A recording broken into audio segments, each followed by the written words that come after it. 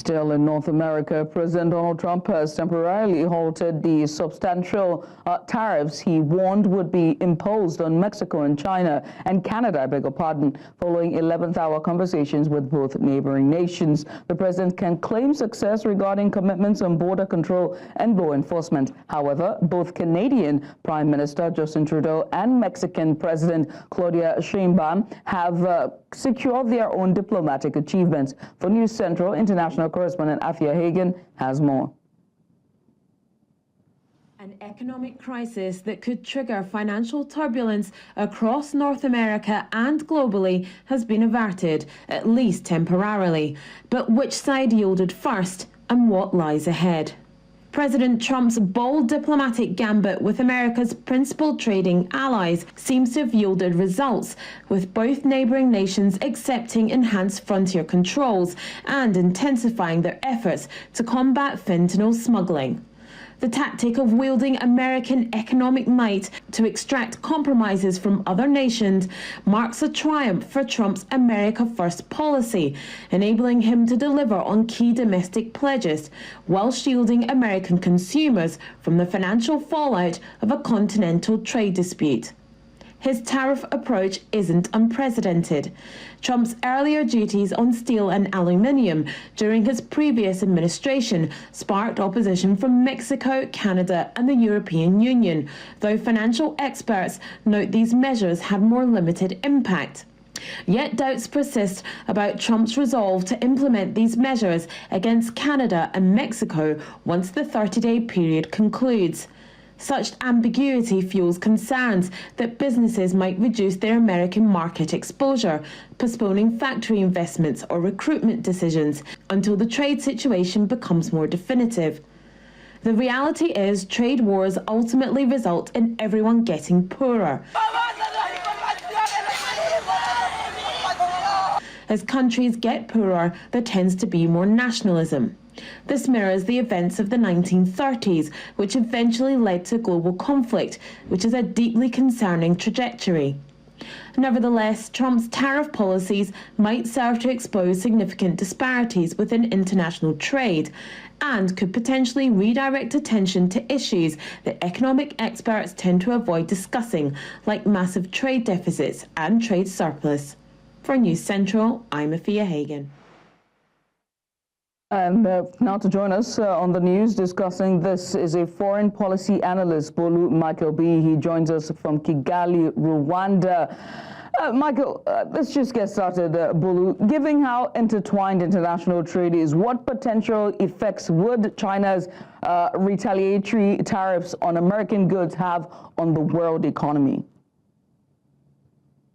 For having me, I'm glad to be here. I think the first thing that will be obvious, or should I say, that will really impact the people is the increase in the cost for conducting business, and as well as consumers. If traders have to pay more to have their goods into a particular country, they typically will want to pass those tariffs on the consumer, and that means increasing the price of goods and services.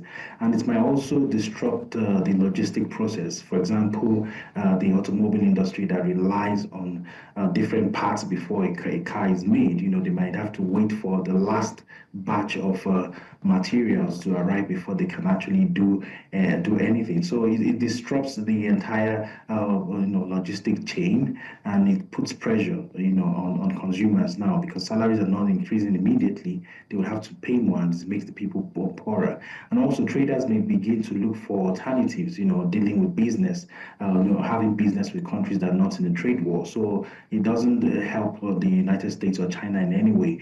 And also we've seen the markets reacting. For example, upon the announcement of possible tariffs on Canada, we saw that the Canadian dollar plunged in an unprecedented manner. So this market uncertainty, markets always react when there's an uncertainty, and I don't think it's good for China. It's not good for trade war. It's not good for Canada. It's not good for the USA or any party that wants to get involved in it. And what does this back and forth over tariffs say about the relationship between China and the U.S.? It's already strained. How might it even affect regular people in both countries at this point? Yeah, it's a clear indication that the relationship between the USA and China is strained, and it's been like that for a long time. Even the previous administration, we saw Biden increasing a tariff up to 50%. It has its positives and its negatives. Okay, and I'm going to explain. For example, the agricultural sector, that is very heavily dependent on exportation. They might witness job losses in those industries and all, maybe reduced wage for workers. But for example, now a country like Canada that has realized that they need to increase production to reduce dependence on the United States, they will need to produce more. So we might see the manufacturing industry of such country gaining a boost, because they will have to, if they have to produce more, they will have to employ more people. So that would give opportunity for bigger employment in the manufacturing sector, but not necessarily in the agricultural sector. So in the end, it's still the consumer that suffer, the average human that will suffer, and businesses within a particular country, they might delay their investment because of the instability within the market. So it's not good for Canada, it's not good for the United States as well if they actually decide to go headlong, to having a full-scale trade war. And Trump has paused tariffs on Canada and Mexico in exchange for ramped-up border security. What do you think about countries that decided to delay these tariffs, about both countries that decided to delay these tariffs for 30 days? Well, I think it's very. I think they decided to do that to protect their economies. So tariff coming at a very short notice, so to speak. It's quite shocking for their economy. So they are doing that to protect their economy. They're having a deep sigh. It's also giving them the opportunity to prepare for the worst case scenario and also to address the concerns that has been raised by by United States. It also gives room for negotiation. Hopefully, to be able to have a deal that is beneficial for both countries. And what were the key points discussed between Prime Minister Justin Trudeau and President Donald Trump to reach this agreement?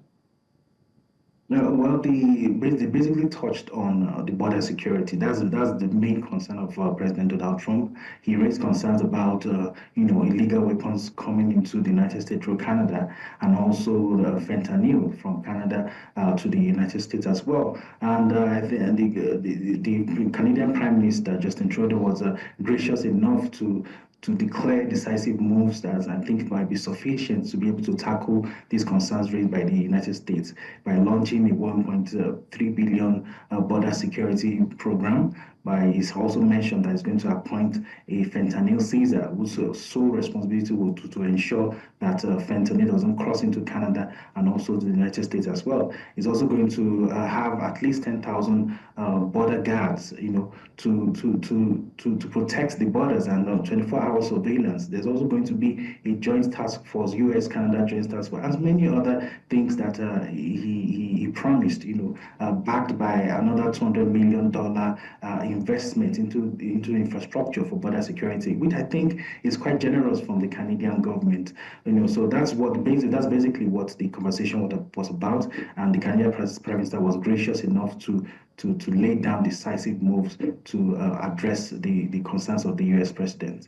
Well, Bolu, I must say thank you. Bolu Michael-Biyi there, an analyst, just giving us a bit of insight on the tariff wars.